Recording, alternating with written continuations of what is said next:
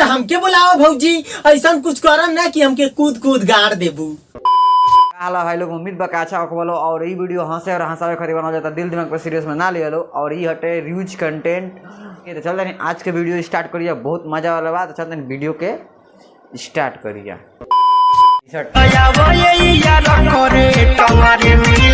अरे तोहार बहन चो तो तू डायरेक्टर कहा ना कि टंगारी चियार के बैठल बानी आवो पेला कूद कूद टंगारी मेला करियन कर बहन चो तो हमन के पते नहीं बा कि ऐसा पेला कि हम लोग के मेला हो जाई।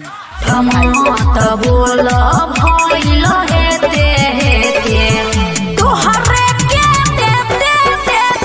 अब देखा भाई लोग में भैया कौनो गलती नहीं बा। ये कर बहन चो तो पेलवा के शर्मा जाले सुरती खा के गरमा जाले तो भैया ले ही ना ये कर।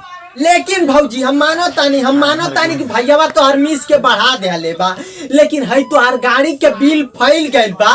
ई के कर कमाल तो हर बहन चो तो पेलवा तारू 1000 से गलती दे तारू भतार के तरी से दुनु गारा माइलिनी जनता हर कुदला पकड़ता फूफू। वाह का गाना बा, मन करता झटिया उखाड़ के झटिया आवाज दे दी बुलेट भैया के, लेकिन इस समय हम अपन झटिये छिल देले बानी। लेकिन बुलेट भैया तू आज पुक पुक करौला ह, भियन पदवा दिह, परसों हगवा दिह, चौथे रोज टपा टप एल के मुंगा दिया कर भंचो तो के ना रही ना गरमाई।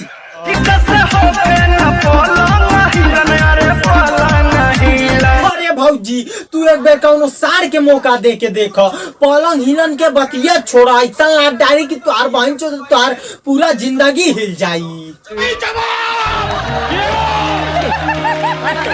साड़ी के पलेट न खोले ऊपर टोवाता। अच्छा तो हमके बुलाओ भौजी, ऐसा कुछ करम ना कि हमके कूद कूद गाड़ देबू।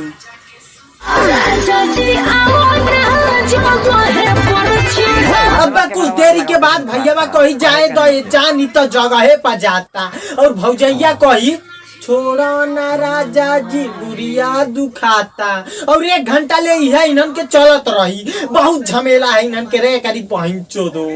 तो बस भाई लोग आज खातिर इतना उम्मीद करता नहीं वीडियो तो हम लोग के अच्छा लगल हुई। अगर अच्छा लगल हुई तो वीडियो के लाइक कर दिया और कमेंट कर बताइए वीडियो कैसा लगल और चैनल पे नया हुई तो चैनल के सब्सक्राइब कर दिया। तो मिला था नेक्स्ट वीडियो में, तब तक के लिए बाय। उम्मीद भाई लोग वीडियो पसंद लागल हो तो लाइक कर लो, हमारे चैनल पर न्यू आइल पढ़ लो, चैनल को सब्सक्राइब कर लो और ऐसा वीडियो देखे खातिर वीडियो मिले तब खातिर बाय।